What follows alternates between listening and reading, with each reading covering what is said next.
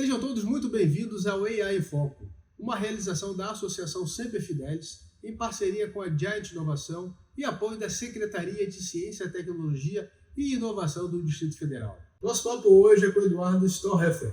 Vai certo, Eduardo? Quase! Olha aí. Até o final eu vou falar certo sem dúvida nenhuma, pessoal.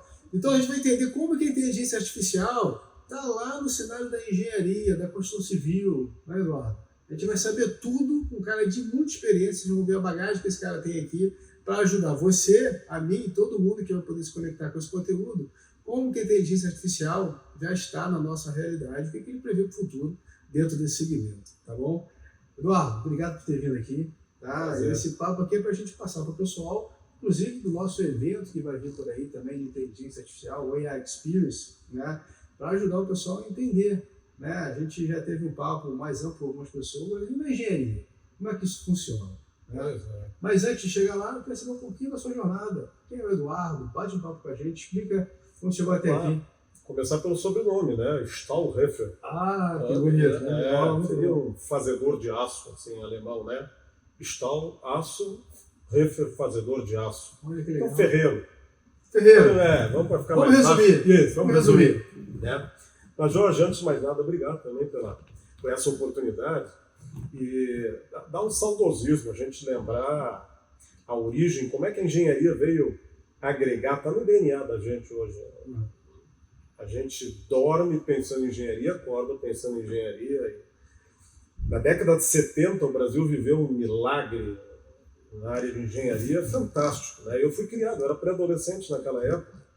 Então você estava falando de Transamazônica, você estava falando de Ponte Rio-Niterói, Sim. Você falava de Itaipu. Bom, aqui no imaginário da gente, né, você vê a engenharia, o governo investindo com obras gigantescas. Pô, aquilo era um sonho, ser engenheiro. Né? E eu me dediquei aqueles anos ali em me preparar para os vestibulares. Eu morava em Porto Alegre, fiz vestibular da URGS e nunca pensei em outra carreira que não fosse engenharia. Né? Apesar de não ter ninguém na família, né, na área de engenharia. Meu pai é funcionário público estadual da Secretaria da Fazenda, lá no Rio Grande do Sul. Mas eu investi meu tempinho ali naquilo. É a engenharia que eu quero e logo no início da década de 80, servi as fileiras do Exército, oficial do Exército temporário, na arma de engenharia também. Então eu era combatente militar de engenharia, concluindo engenharia civil. Né? E aí é interessante, até para quem não sabe, mas a primeira engenharia que se viu foi a engenharia militar. Depois se dissociou da militar e se criou a engenharia civil. Entendi. Né? E aí foi a dedicação sempre, a vida toda. Eu tive a oportunidade, Jorge, na época de estudante, estagiar em todos os segmentos da engenharia, desde patrimonial, obras pesadas, a parte imobiliária, de avaliações. Então eu tive uma oportunidade de visão muito macro e ainda mais dentro das próprias Forças Armadas, né? Já cedo, trabalhando com engenharia pesada, pontes, viadutos, barragens. Grandes obras naquela época, né? Então aquele negócio, né, fazendo parte da nossa vida. Né? E mais adiante eu tive a oportunidade de vir transferido para Brasília como militar, trabalhar numa comissão regional do Exército aqui. Entendi. Fiquei, hoje estou na Fox há 24 anos. Nesse meio tempo tive uma oportunidade na África, em Angola, fui morar em Angola. Trabalhei nos 18 províncias lá de Angola, né, sediado em Luanda, rodando com obras por lá. E mais recentemente assumimos aí o desafio da presidência do SINAEM, DF, né, que é o Sindicato das Empresas de Engenharia e Arquitetura Consultiva. Né, e também hoje sou membro da Câmara de Civil do CREA de Brasília. Né?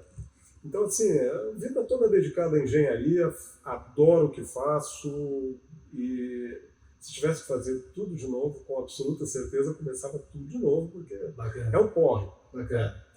Tá dentro da gente, tá no DNA da gente. Né? Não, perfeito, cara, que história, sensacional. Você veio com atividade militar no Brasil e ficou. Pois é.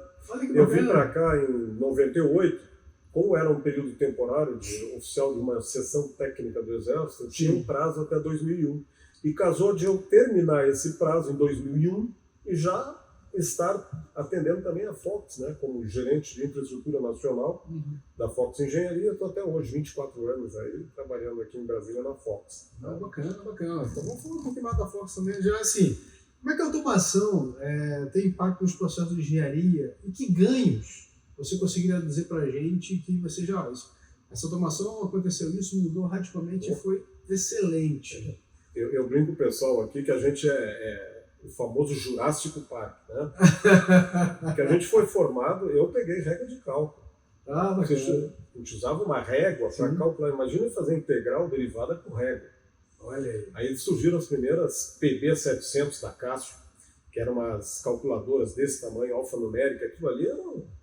Nossa, eu não imaginava coisa mais evoluída do que aquilo naquela época, né, a década de 80. Então eu aprendi a projetar nanquim, na mão, com uma caixinha de gilete, porque ia raspando a mão e borrando o papel vegetal. Você passava e aí eu pegava a gilete para poder limpar aquilo que eu sujava. Então era um negócio assim.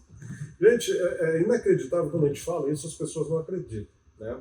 Então, eu sentia a questão dessa revolução tecnológica, automação dentro da engenharia, um ganho. Eu não teria assim, parâmetros para dizer a que nível de evolução isso agregou tanto, mas é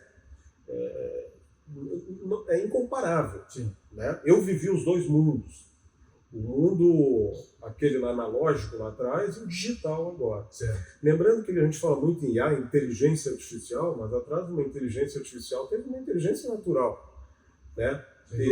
E nós, eu diria assim, que somos uma geração que nesse aspecto a gente tem uma certa vantagem. Porque você encontrou, vamos falar na nossa área de engenharia civil, por exemplo, você hoje trabalhar com modelos aí de momentos, esforços em determinada estrutura. Né? Você tinha que enxergar isso lá atrás, né? E você realmente enxergava isso na estrutura. Hoje, eu tenho a impressão assim, que se perdeu um pouquinho essa sensibilidade, porque você tem uma máquina ali que está... Já mostra para você...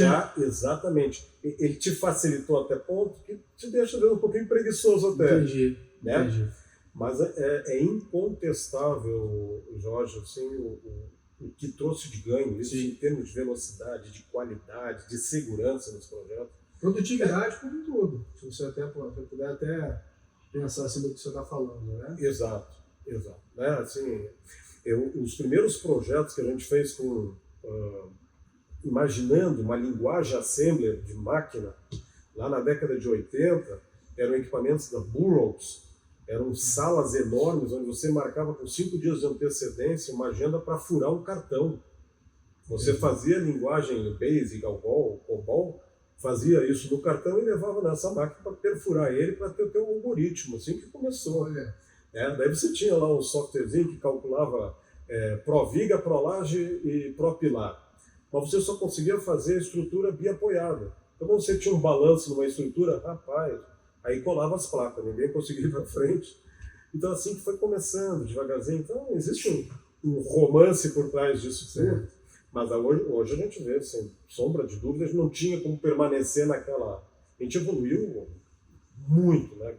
Felizmente. Né? Não, com certeza. Então assim, pelo que você estava me falando, eu até consigo pensar em alguns exemplos. Você tem aí de que a inteligência artificial, toda essa evolução da automação realmente deu na prática, assim?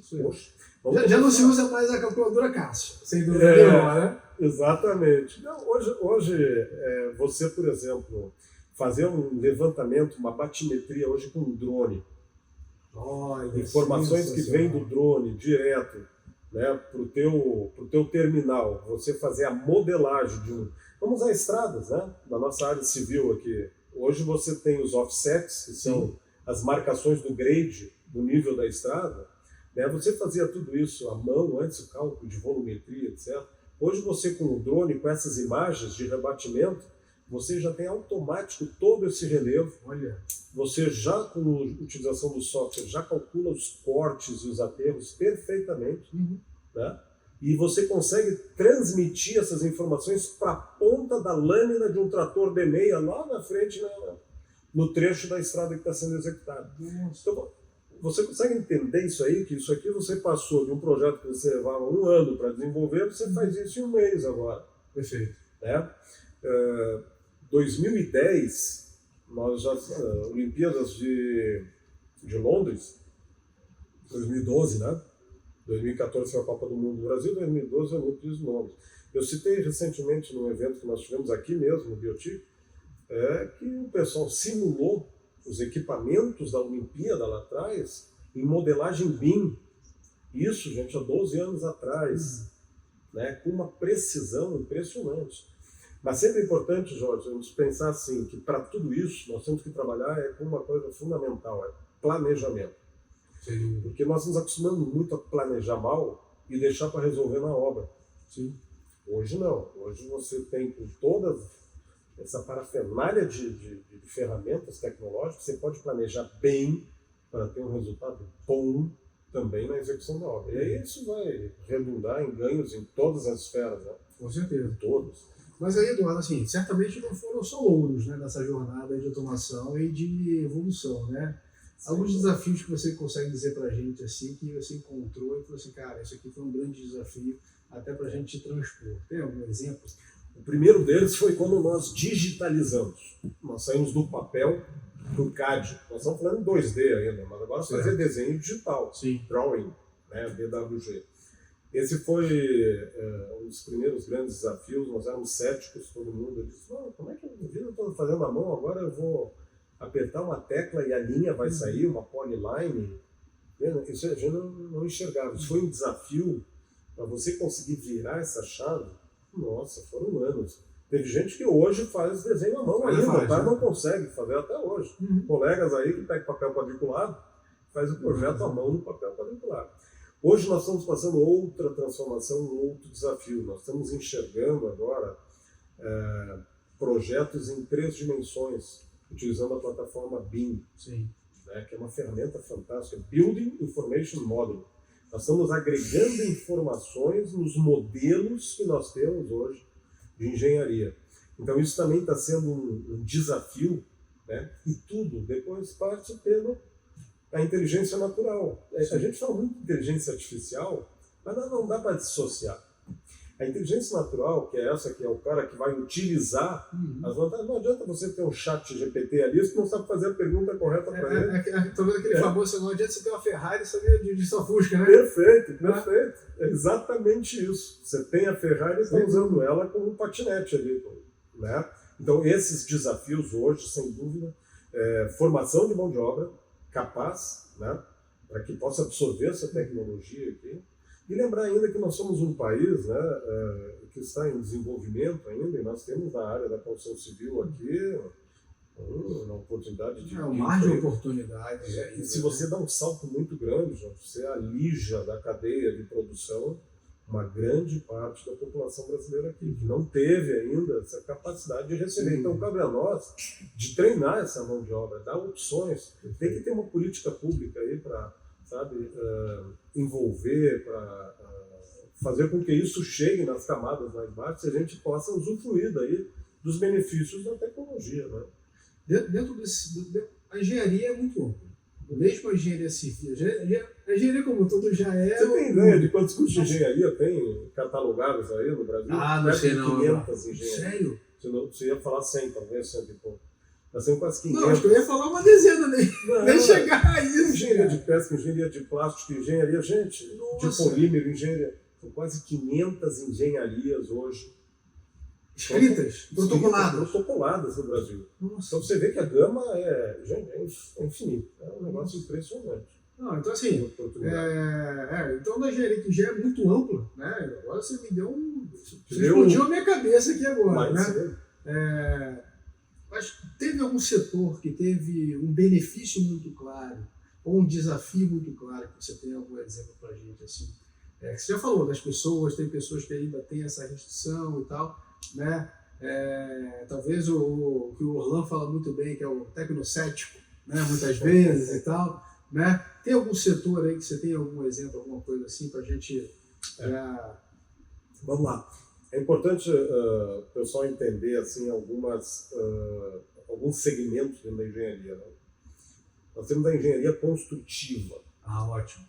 que executa a obra. Perfeito. Nós temos a engenharia consultiva, que é aquela engenharia que participa do processo, né, da vida útil da edificação, desde a análise da viabilidade até o facility, tá, que é a manutenção dos sistemas dentro do prédio. Entendi. E essa faz a parte de gestão, de elaboração dos documentos. E tem quem executa. Em ambas essas áreas, nós tivemos ganhos impressionantes aí com tecnologia. Imagina. Na área de projeto, então, hoje você desenvolve projetos com uma capacidade entre as diferentes modalidades que estão envolvidas no projeto, né? Civil, elétrica, mecânica, né? A própria arquitetura. Então você consegue reduzir e compatibilizar esses projetos de uma maneira fantástica, porque antigamente você já não tinha tanta capacidade de fazer como você faz hoje. Né? E ainda gerar planilhas de custo, né? Quando você utiliza hoje o Revit fazendo projetos em 3D, a precisão da tua planilha que você entrega, olha, eu vou gastar tanto para executar essa obra, ela está no nível de precisão hoje fantástico, que lá atrás você não tinha essa... Até tinha, mas levava um tempo tão grande e era cansativo. Na parte de execução, bom, aí os ganhos hoje, paletizar a obra, organizar o canteiro de obra, segurança em canteiro de obra. Olha o ganho que trouxe para o social do ESG, dentro da obra social, a segurança que você hoje tem, né, de uma... E até aquele negócio, de repente, o material chegar no momento certo da obra. Planejamento da obra, da entrega, e inclusive você reduz muito o resíduo dentro de obra. Né? Então você traz um ganho, porque você não tem mais o retrabalho que você tinha, até porque, como eu disse, existia uma cultura de deixar para resolver as coisas na obra. Sim. Hoje não. Hoje você resolve no papel aqui. Hoje você bota um óculos com uma realidade virtual e você detecta todas essas eventuais falhas ainda no virtual. Sim. Quando você vai transformar o teu virtual no físico, lá na obra, você já passou todas essas etapas. Né? Entendi. Hoje você faz simulações aí com os gêmeos digitais. Né? Como assim, então você tem aqui um prédio, digamos aqui o Biotix, e você tem exatamente um gêmeo dele, só que virtual. Olha que legal. Lá no escritório, lá na Fox. Aí eu fico simulando, vamos simular uma rajada de vento de 600 km por hora agora e ver como é que vai se comportar a estrutura. Eu faço isso no gêmeo digital e com ele aqui existindo já. Eu posso trazer sensores daqui de dentro e colocar na minha modelagem e começar a brincar com variações térmicas aqui dentro e ver como é que os materiais vão se comportar aqui. Mas eu faço aonde? Eu faço no gêmeo digital. Eu faço isso brincando no virtual. E ele é exatamente uma cópia do que existe aqui. Então nós estamos hoje... A evolução é tão grande, só que nós mesmos nos auto-impomos limites do que a gente parece que cria os limites, né? Mas a gente solta as amarras. Talvez crença, o céu é o limite. Talvez crença, né? Exatamente. Pô, nossa, sensacional a expressão gêmeo digital. Pô, gêmeo digital, você vai ouvir falar muito aí sobre gêmeos digitais. Nossa, sensacional. Assim, quais são as habilidades e treinamentos necessários para os profissionais de engenharia para se adaptarem às novas tecnologias, inteligência e automação? Como é que você vê isso aí? A palavra primeira, o cara tem que ser curioso. Bom, olha, legal. Sabe? O engenheiro, ele tem que ter uma palavrinha aqui dentro que é chamado porquê. Por que que é assim? Para tudo. Por que que é assim? Quando tu começa a criar, instigar isso, tu faz com que a pessoa ela desenvolva aí a capacidade de poder questionar e questionar. Nós vamos evoluindo sempre. Por que que vai ser dessa forma? Por que que não é da outra? Então, essa é uma primeira, eu diria assim, é uma virtude do bom engenheiro. Sim. Tá? Nunca esqueça a canetinha e o papel também, tá? Olha, se eu falar isso aqui, eu sou jurássico, gente. Mas não esqueça. Eu vou contar aqui uma história interessante. Por favor. Essa aqui é muito boa. Eu recebi de presente uma vez um cliente, eu estava na Caixa Econômica, e me deram uma agenda digital. Isso foi em 2001. Fazem aí 23 anos. 2001, recebi de presente de Natal agenda digital. Eu adorava papel no bolso, andava com a minha paletó, papel para tudo que é lado. Aí comecei a salvar senha, telefone, todo mundo na agenda digital.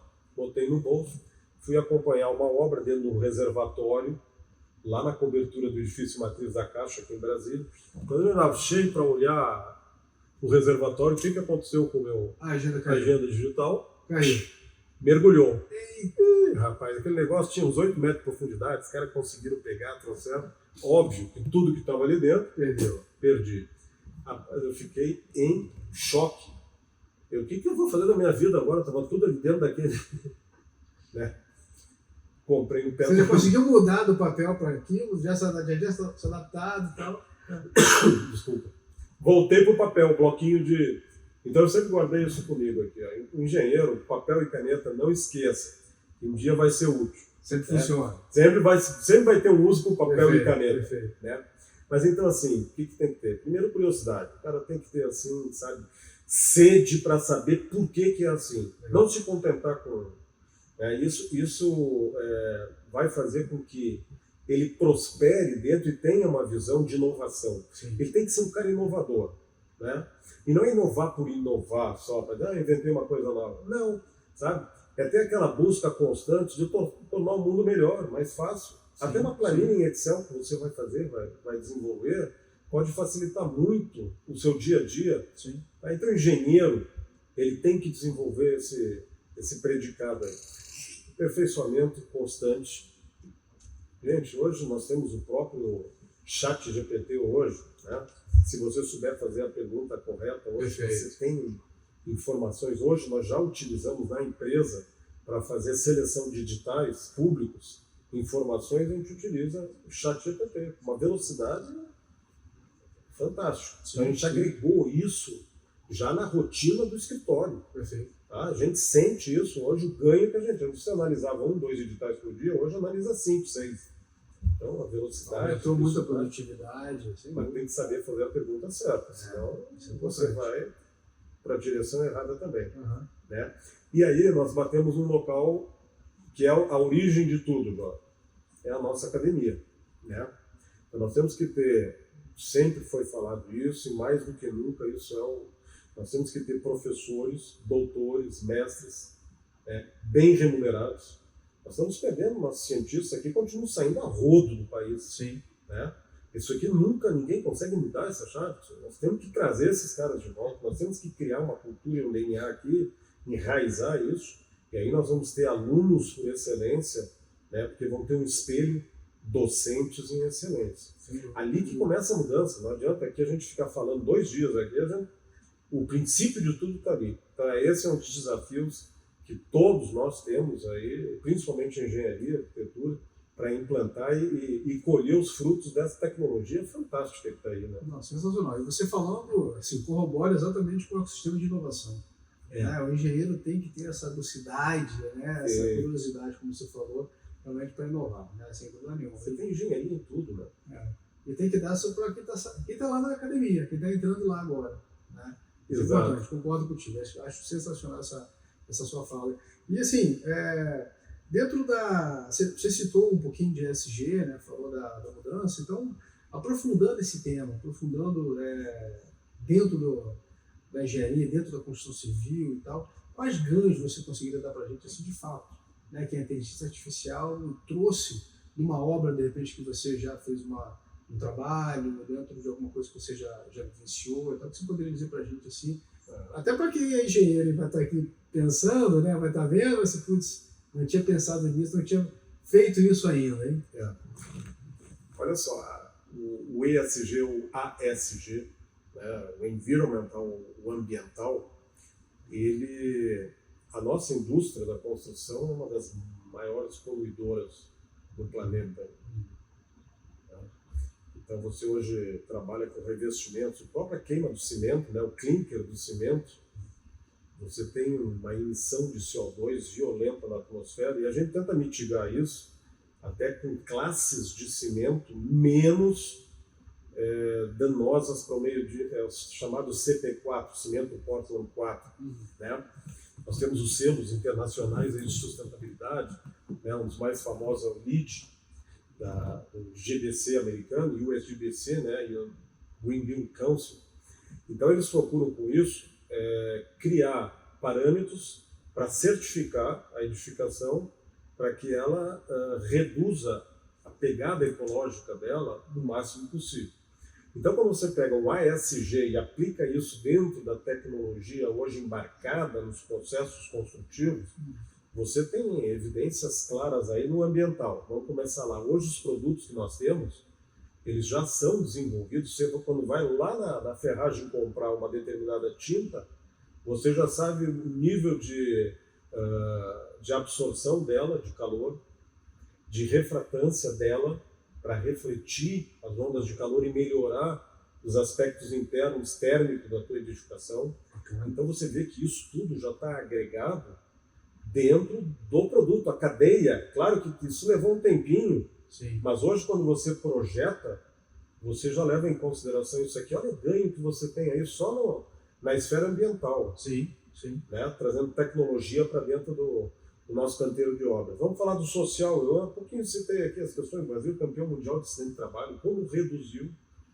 Né? Você cria hoje condições, tanto de trabalhos em altura, em espaços confinados, o controle do peão ali da obra, a organização do canteiro, a segurança no canteiro. O uso dos EPIs, né? O uso, né? Sabe, é resistente, né? O cara, eu sou machão, não vou botar luva aqui, porque quem usa luva não. Sabe? E são trabalhos que vieram sendo feitos e foi dada uma importância muito grande para isso e que vai agregando isso, inclusive, também é motivo de pontuação dentro desses selos. Né? Nós temos as questões da eficiência energética hoje, tem um programa nacional brasileiro, a ENSE, né? Etiqueta Nacional de Conservação de Energia, o Procel edifica, todos os prédios públicos federais têm que ter nível A no Procel edifica em eficiência energética, e aí nós estamos falando de eólica, nós estamos falando de solar, a parte de conservação de energia térmica, né, envoltória da edificação. Então, tantos parâmetros que tudo isso agregados, né, você traz um ganho social tremendo. Então, nós já falamos do ambiental, falamos do social, e depois nós entramos na governança. Sim. Né? Como fazer chegar tudo isso, todos os stakeholders, todos os envolvidos no processo. Né? Nós estamos falando muito aqui, estamos todos ainda impactados com a tragédia do Rio Grande do Sul, né? E a gente vê detalhes lá interessantes. Hoje vamos falar de Big Data. Big Data são informações. Hoje, os homens mais ricos do mundo vendem, sabe o quê? Informação. Gente, informação vale mais que petróleo, mais do que ouro. Então você tem que saber armazenar, tratar. Nós temos aí a LGPD, Lei de Proteção Geral de Dados. Né? Isso virou uma competição muito forte entre as empresas, você resguardar, né, aquilo que é do seu DNA, da sua empresa, isso faz parte desse processo. E da publicidade de como isso está sendo guardado. Exato. Pessoa, né? Isso segurança. Faz parte da governança. Sim. Nós estamos num novo mundo, eu diria assim, né? Felizmente estamos abrindo a cabeça para essa questão de compliance, de ética, de transparência. Sim. Né? Tudo isso, gente, você consegue hoje, junto com o IA, a inteligência artificial, fazer a gestão disso aqui. Isso aqui é governança dentro. Então você vê como hoje ESG ele está diretamente linkado com as boas práticas da engenharia. Que bom! Perfeito. E que seja assim, temos que investir nisso cada vez mais. Olha, que você está falando assim, primeiro começa na consciência até, né? Sem dúvida. Do cidadão, né? Cidadão, até do empresário que está fazendo. Então acho que a gente tem as duas pontas aí, né? E você falando, eu consigo ver exatamente isso acontecendo. Né? Até porque hoje, assim, Brasília tem muitas obras. Né? Tem regiões aqui com muitos prédios subindo e tal. Realmente eu consigo ver uma melhoria muito grande, né, no desperdício em canteiros de obras. Exato. Né? Aqueles famosos entulhos, né, que tinha lá já não está tudo muito bem você organizado. Recicla hoje, reaproveita, tem uma série de outras utilizações também para reduzir e mitigar esse impacto que gente, é violento. E esses cálculos também com a inteligência artificial acho que são fundamentais, né? Você já tem uma previsão muito fácil, né? Sem dúvida. Hoje você faz o planejamento todo seu. Aí nós temos aí terminhos hoje que estão, né, no linguajar, o blockchain, aí você fala depois de iOS, realidade virtual, realidade aumentada, Então isso passou a ser assim, um vocabulário que até 2, 3 anos atrás, né? E nós desenvolvemos muita coisa. Hoje nós trabalhamos na nuvem, né? Rede em nuvem, e tu vê que há males que vêm para bem, né? A gente, quando estava no meio da pandemia, tinha gente chorando e tinha gente vendendo lenço. Exatamente. Porque muita gente encontrou oportunidades ali. E nós passamos a trabalhar com uma nova forma, o home office, né? Olha o que isso reduziu. Eu mesmo sou um exemplo disso. Eu viajava uma vez por mês a São Paulo, né? No mínimo. Então o gasto de querosene de aviação vai e vem. Hoje as reuniões são transformadas em reunião online. Eu não viajo lá tão seguido como... Sim. E até então a gente estava naquele home office, como é que vai ser isso? Pá, de uma hora para outra. Então, a parte de saúde, o Brasil hoje, nós temos aqui exemplos com redes aí, vamos falar do Sírio, do Sara, do Einstein. Sim, são hospitais hoje a nível de de América Latina que são referência. São referência. E que olha quanto que nós evoluímos, né? Foi preciso de uma pandemia para a gente... Temos aí agora as novas leis, diretrizes nacionais de saneamento básico, né? Que é fundamental. Né? Se você parar para pensar que o que mata mais no Nordeste hoje é diarreia, você acredita nisso? O que mais mata lá é diarreia, porque o cara não tem água encanada. E eu e tu estamos aqui sentados falando de IA, inteligência artificial, e o cara está morrendo porque não tem água encanada. Exatamente. Então, assim, é um Brasil de contrastes e nós temos que diminuir esse contraste. Né? Isso cabe a todos nós, políticas públicas bem documentadas, bem implementadas, né? Nós temos aí frentes importantes, temos a implantação do BIM, que está aí, nós temos a nova lei de licitações que está correndo aí no mercado, temos que analisar bem isso e aproveitar, né? Nós temos a reforma tributária para fazer nesse país. Então, assim, oportunidade, Jorge. Tem muita coisa acontecendo, sem dúvida nenhuma. Não, tem que organizar isso aí, né? Porque senão vira uma torre de Babel. Exatamente. Eduardo, a gente está chegando no finalzinho do nosso podcast aqui.